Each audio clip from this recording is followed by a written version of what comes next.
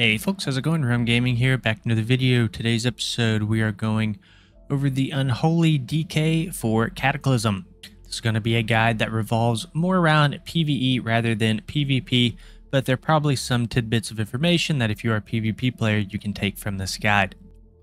With that being said, I do have a few socials up here in the top left. We have just started a Patreon if you want to support the channel. We have a small Discord channel that we have also just started, and then we have a Twitch that we've started as well. So feel free to check those out, and let's go ahead and jump into the video.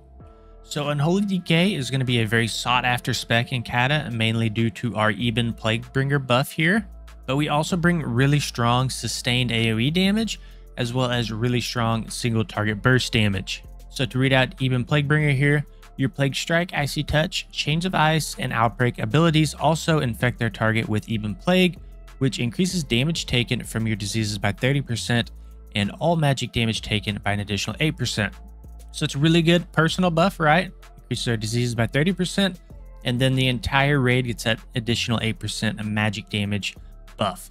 We also have access to Raise Ally here, which went from being a pretty useless ability to now being a battle res like we know it today in retail. We also have Chains of Ice here and Death Grip as well for specific niche fights in Cata. And one of the things that DK is really good at is avoiding magic damage. We're kind of like the anti-mage.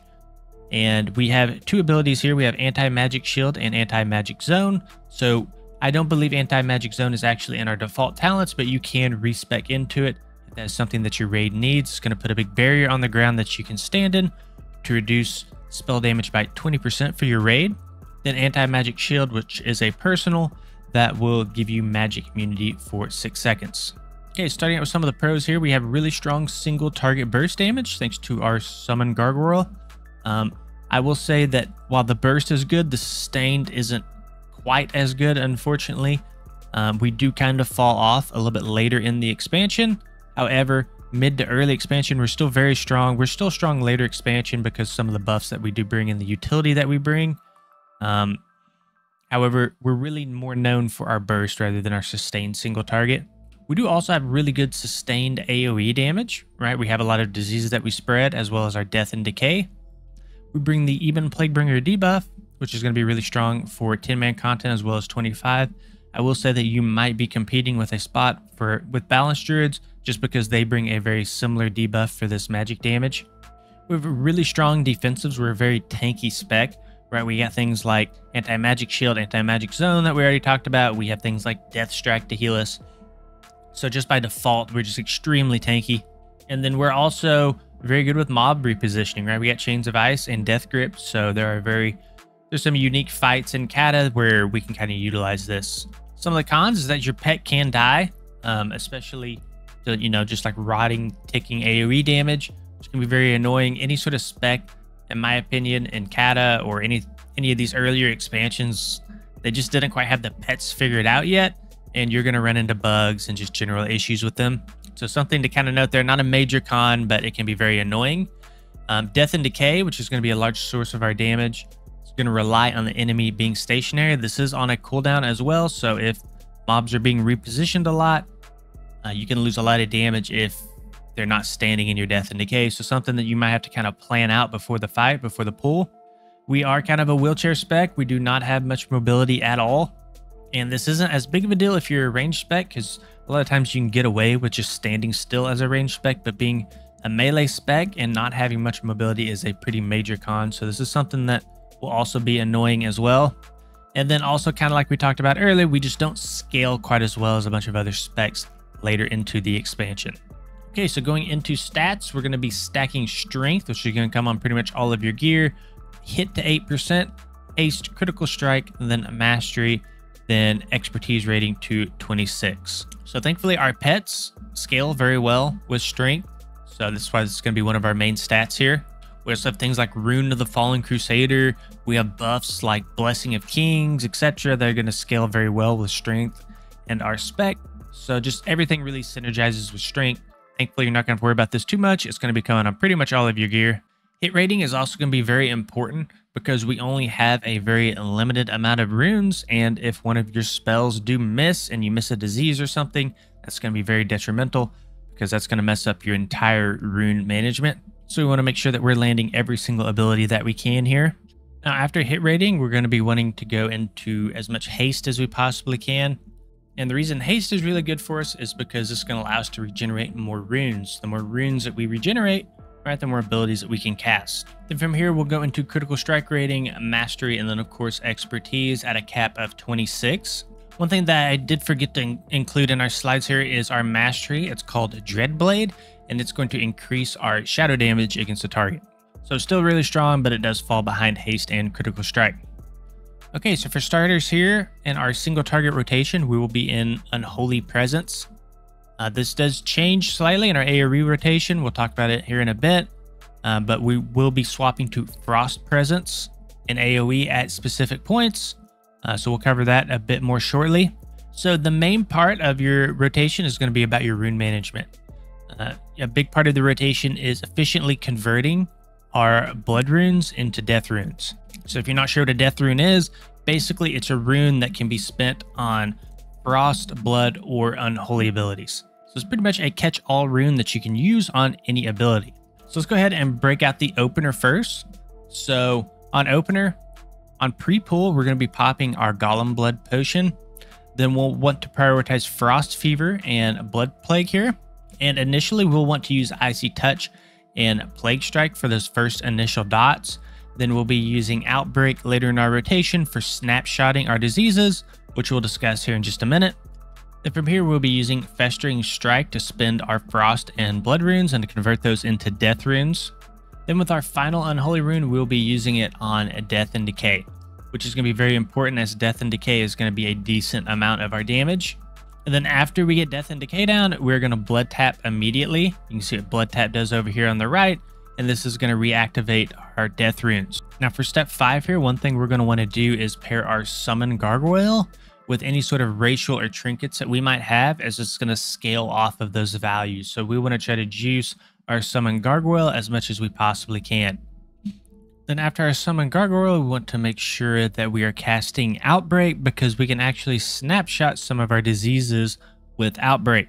Now, if you're not familiar with what snapshotting is, basically it's a way for us to increase the damage of our dots through a reapplication while we have large buffs up or trinkets up. So the beauty of Outbreak is it's going to handle both of our diseases in one GCD. Then from here on step 6, if you do have a Dark Transformation ready, you can go ahead and pair that with Unholy Frenzy.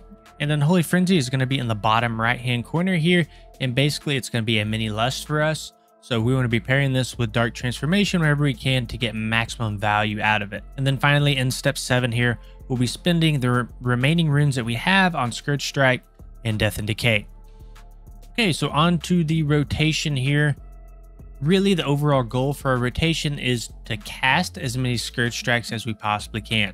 So we're going to be Scourge Striking, and then we also want to be using Dark Transformation and Death Coils, all while keeping high uptime of our dots and diseases on our target. So this will really work more on a priority system rather than a true set rotation, as it's going to depend on, what runes you have available, how much runic power you have available. So it's going to kind of change just depending on your unique situation.